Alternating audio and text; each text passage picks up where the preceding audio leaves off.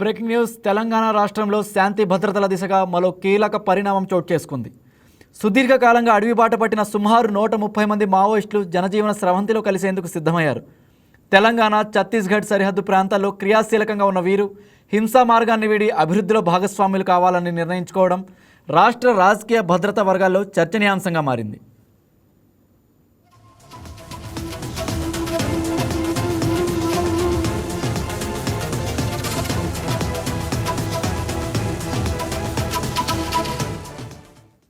ఈ భారీ లొంగుబాటు సందర్భంగా మావోయిస్టులు తమ వద్ద ఉన్న ఆయుధాలను కూడా పోలీసులకు అప్పగించారు. అధికారులు వెల్లడించిన వివరాల ప్రకారం 70కి పైగా అత్యాధునిక తుపాకులు, భారీ మొత్తంలో పేలుడు పదార్థాలు స్వాధీనం చేసుకున్నారు. అడవుల్లో సాగుతున్న పోరాటం కంటే ప్రజాస్వామ్య మార్గంలోనే సమస్యల పరిష్కారం సాధ్యమని వారు భావించినట్లు తెలుస్తోంది. ఇక ఈ కార్యక్రమాన్ని ప్రభుత్వం అత్యంత ప్రతిష్టాత్మకంగా నిర్వహిస్తోంది. ఈరోజు సాయంత్రం 4 గంటలకు ముఖ్యమంత్రి రేవంత్ రెడ్డి సమక్షంలో ఈ లొంగుబాటు ప్రక్రియ అధికారికంగా జరగనుంది. లొంగిపోయిన వారికి ప్రభుత్వం తరపున అందే పునరావాస ప్యాకేజీలు, ఆర్థిక సాయం, అలాగే ఇతర సౌకర్యాలపై సీఎం కీలక ప్రకటన చేసే అవకాశం ఉంది. మావోయిస్టులు సమాజంలో గౌరవప్రదంగా బతికేలా భరోసా కల్పించడమే ఈ కార్యక్రమ ప్రధాన ఉద్దేశం.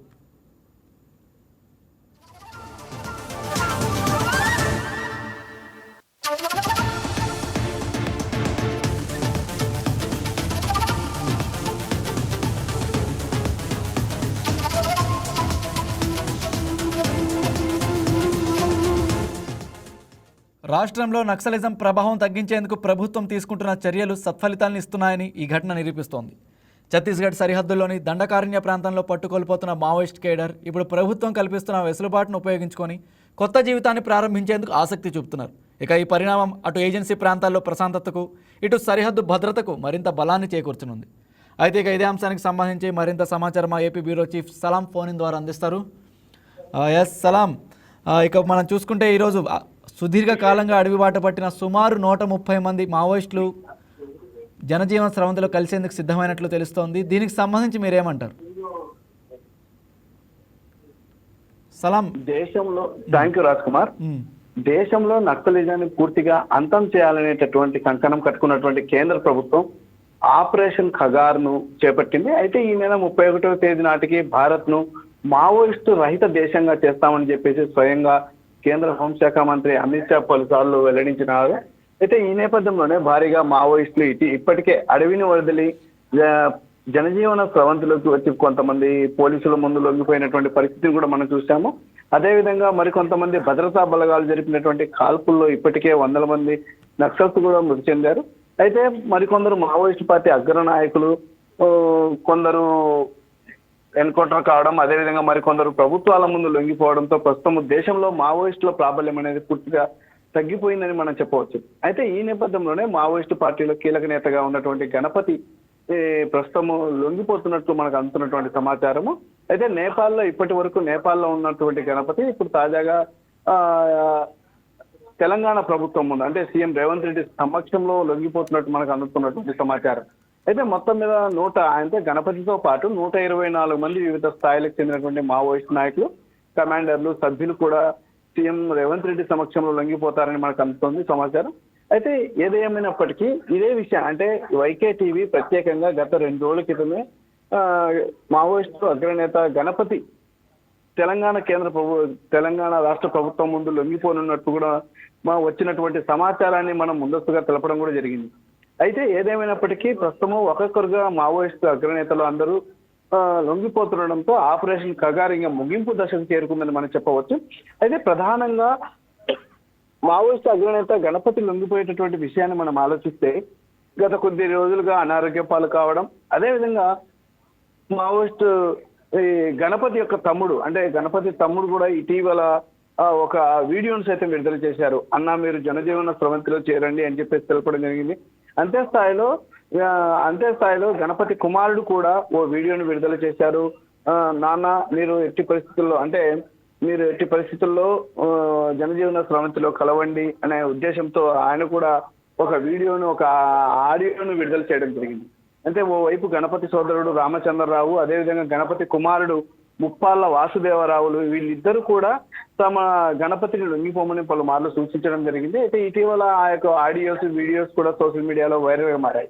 అయితే ఈ నేపథ్యంలోనే గత 3 రోజులుగా గణపతి లొంగిపోతారు. అదేవిధంగా గణపతితో పాటు పలువురు మావోయిస్టు అగ్రనాయకులు సైతము లొంగిపోయేటటువంటి అవకాశం ఉందని మనకు అందినటువంటి సమాచారం మేరకు ఈ రోజు సాయంత్రం 4 గంటలకు సీఎం రేవంత్ రెడ్డి అదేవిధంగా డీజీపీ సమక్షంలో ఈ మావోయిస్టు అగ్రనేతలతో పాటు ప్రధాన నేతగా మావోయిస్టులో కీలక పాత్ర వహించినటువంటి గణపతి సైతము ప్రస్తుతం లొంగిపోనున్నట్లు సమాచారం. అయితే గణపతి స్వస్థలం జగిత్యాలలోని బీర్పూరు. ఈయన ఎప్పటి నుంచి అంటే 2018లో అప్పట్లో ఉన్నటువంటి జగిత్యాల జిల్లాకు చెందినటువంటి ఎస్పీ శివకుమార్ అప్పట్లోనే పిలుపునివ్వడం జరిగింది. గణపతి లొంగిపోవాలని చెప్పేసి అప్పట్లో ప్రకటనలు సైతం జారీ చేయడం జరిగింది.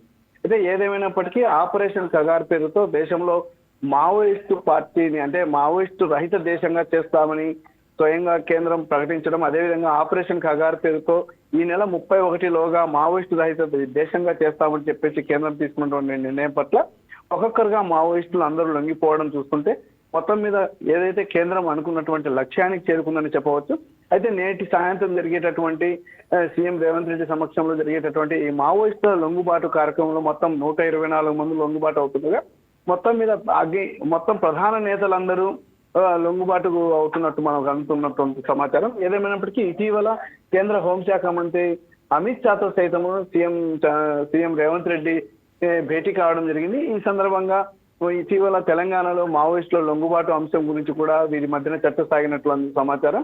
అయితే ఏదేమైనప్పటికీ ఆ సమయంలో కూడా తెలంగాణ పోలీసులు మావోయిస్టుల లొంగుబాటుకు సంబంధించి వారు వ్యవహరించిన తీరుపై సైతము కేంద్ర హోంశాఖ మంత్రి అమిత్ షా సైతం తెలంగాణ పోలీస్ క్యాడర్ను అదేవిధంగా తెలంగాణ ప్రభుత్వాన్ని సైతం ప్రత్యేకంగా అభినందించారు.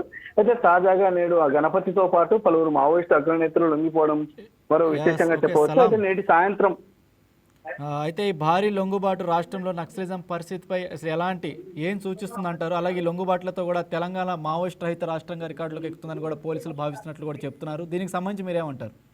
ఖచ్చితంగా ఈ విషయము ఖచ్చితంగా ఇది ఒక సత్యమనే చెప్పవచ్చు. ఎందుకనంటే ప్రధానంగా మనకు మావోయిస్టు ప్రభావిత రాష్ట్రంగా పేరు పొందిన వాటిలో ఛత్తీస్గఢ్, ఒరిస్సా వాటితో పాటు తెలంగాణ కూడా ఉంది. ఎందుకంటే తెలంగాణ ఛత్తీస్గఢ్కు ఒరిస్సాకు బార్డర్లో ఉంటుంది కాబట్టి ఎక్కువగా అంటే గతంలో కూడా ఎక్కువగా మావోయిజం ఎక్కువగా ఇక్కడ ప్రబలినటువంటి పరిస్థితి. అయితే ఈ నేపథ్యంలోనే ఎక్కువగా ఇక్కడ మావోయిజంలో ఎక్కువ అగ్రనేతలుగా వ్యవహరించినటువంటి వారందరూ తెలంగాణకు చెందిన వారు అధికంగా ఉంటారు. అయితే ఈ నేపథ్యంలోనే తెలంగాణ ప్రభుత్వం కూడా ఎవరైతే లొంగుబాటుకు గురయ్యారో వారందరికీ తాము అన్ని అవకాశాలు కల్పిస్తామని చెప్పేసి ఇప్పటికే సీఎం రేవంత్ రెడ్డి సైతం పిలుపునివ్వడం జరిగింది. ఈ నేపథ్యంలోనే మావోయిస్టు అగ్రనేతలు కూడా ఒక్కొక్కరుగా లొంగుబాటు గురవుతున్నటువంటి పరిస్థితి. ఏదేమైనప్పటికీ అంటే తెలంగాణ రాష్ట్రం అంటే కేంద్రం ఆలోచన ఏమిటంటే ఈ నెల 31వ తేదీ నాటికి భారత్ను మావోయిస్టు రహిత దేశంగా చేస్తామని కేంద్రము నిర్ణయిస్తే ఇప్పుడు ప్రస్తుతం తెలంగాణ కూడా అంటే మావోయిస్టు రహిత రాష్ట్రంగా నిలబడబోతుందని మనం చెప్పవచ్చు. ఎందుకంటే దీనికి ప్రధాన కారణం తెలంగాణకు చెందినటువంటి ఎందరో మావోయిస్టు అగ్ర నాయకులు, సెకండరీ నాయకులు అందరూ ఇప్పటికే లొంగుబాటుకు గురయ్యారు. ఇటీవల సీఎం రేవంత్ రెడ్డి సైతము లొంగుబాటుకు అయినటువంటి మావోయిస్టు అగ్రనేతలతో సైతం ఇటీవల సమావేశమై వారికి భరోసానిచ్చినటువంటి పరిస్థితి. ఈ నేపథ్యంలోనే నేడు సాయంత్రం జరిగేటటువంటి మావోయిస్టుల లొంగుబాటు కార్యక్రమం కూడా 4 గంటలకు నిర్వహించనున్నారు. దీనికి ఇప్పటికే అన్ని ఏర్పాట్లు పూర్తయ్యాయి. అయితే ఈ సందర్భంగానే గణపతి కూడా లొంగుబాటు కానున్నట్టు సమాచారం. ఇప్పటికే నేపాల్ నుంచి గణపతి సైతం వచ్చారని, ఇక జనజీవన స్రవంతిలో కలిసి సాధారణ జీవితాన్ని కొనసాగిస్తారని చెప్పేసి మనకు అందుతున్నటువంటి సమస్య. ఏదేమైనప్పటికీ సాయంత్రం పూర్తి స్థాయిలో ఈ విషయంపై పూర్తి క్లారిటీ వచ్చేటటువంటి అవకాశం ఉంది. ఇప్పటికే తెలంగాణ ప్రభుత్వం ఈ కార్యక్రమానికి సంబంధించి పూర్తి ఏర్పాట్లు అదేవిధంగా అన్ని భద్రతా చర్యలు తీసుకుందని చెప్పవచ్చు. ఓకే సలాం. అయితే ఇప్పటికి ప్రభుత్వం అయితే ఈ లొంగిపోయిన మావోయిస్టులకు పునరావాస ప్యాకేజీలు కూడా ఇస్తున్నట్లు ప్రకటించబోతున్నట్లు తెలుస్తోంది. అయితే ఇవి ఎంతవరకు ప్రభావంగా ఉంటాయంటారు? అసలు దీనికి సంబంధించి మీరేమంటారు? అంటే ఎక్కువగా ఇక్కడ విషయం ఏమిటంటే మావోయిస్టులు ఇప్పుడు లొంగుబాటు అవుతున్నటువంటి వారందరి మీద రివార్డులు ఉన్నటువంటి విషయం మనకు అందరికీ తెలిసిందే. అంటే ఎవరైతే జనజీవన స్రవంతిలో కలుస్తారో వారికి ఆ రివార్డుతో పాటు ప్రభుత్వం తరఫున సొంత ఇల్లు అదేవిధంగా ఇతర ఉపాధి అవకాశాలు కల్పించేందుకు కూడా తెలంగాణ ప్రభుత్వం ముందడుగు వేసింది. ఇదే విషయంపై ఇటీవల సీఎం రేవంత్ రెడ్డి సైతము మావోయిస్టులతో ఏదైతే లొంగిపోయినటువంటి మావోయిస్టులతో సమావేశం నిర్వహించినప్పుడు సైతం వారికి తెలపడం జరిగింది. మీకు అందరికీ తెలంగాణ ప్రభుత్వం అండగా ఉంటుందని చెప్పేసి వారికి హామీ ఇచ్చిన నేపథ్యంలో మావోయిస్టు నాయకులు సైతం ఇప్పటికే ఇప్పటికే వారు ధీమా వ్యక్తం చేస్తూ మరోవైపు ఎవరైనా సరే ఇంకా మావోయిస్టులుగా ఎవరైతే నక్సలిజంలో ఎవరైతే ఉన్నారో వారందరూ లొంగిపోవాలని కూడా పిలుపునివ్వడం జరిగింది. అంతేకాకుండా సీఎం రేవంత్ రెడ్డి కూడా పలుమార్లు పోలీస్ అంటే గతంలో జరిగినటువంటి గోషామహల్ పోలీస్ గ్రౌండ్ లో నిర్వహించినటువంటి పోలీస్ అమరవీరుల సంస్మరణ కార్యక్రమంలో సైతము సీఎం రేవంత్ రెడ్డి స్వయంగా పిలుపునివ్వడం జరిగింది. కేంద్రం ఏదైతే ఆపరేషన్ కగార్ పేరుతో పిలుపునిచ్చిందో ఈ నేపథ్యంలోనే అనేక మంది మావోయిస్టులు ఇప్పటికే ఎదుట లొంగిపోయారని, అయితే ఇంకా లొంగిపోవాల్సినటువంటి ముఖ్య నేతలు కూడా లొంగిపోవాలని వారందరికీ భరోసానిస్తామని చెప్పేసి సీఎం రేవంత్ రెడ్డి సైతము పోలీసు అమరవీరుల సంస్మరణ కార్యక్రమంలో సైతం పిలుపునివ్వడం జరిగింది. ఈ నేపథ్యంలోనే వరుసగా అగ్రనేతలందరూ లొంగుబాటుకు గురయ్యారు. అదేవిధంగా నేడు కూడా సుమారుగా 124 మంది వరకు లొంగుబాటుకు గురయ్యేటటువంటి అవకాశం ఉంది. దీనితో కేంద్ర ప్రభుత్వంతో పాటు ఇటు రాష్ట్ర ప్రభుత్వం తీసుకున్నటువంటి చర్యలు అన్ని సత్ఫలితాలు ఇచ్చాయని మనం చెప్పవచ్చు. ఓకే, రైట్ సలాం, thank you.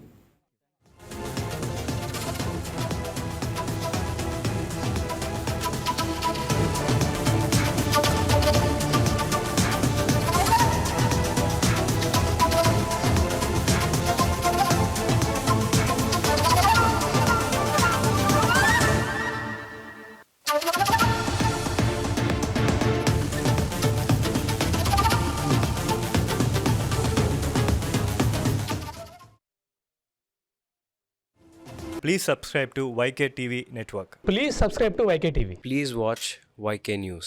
Don't forget to subscribe YK News channel.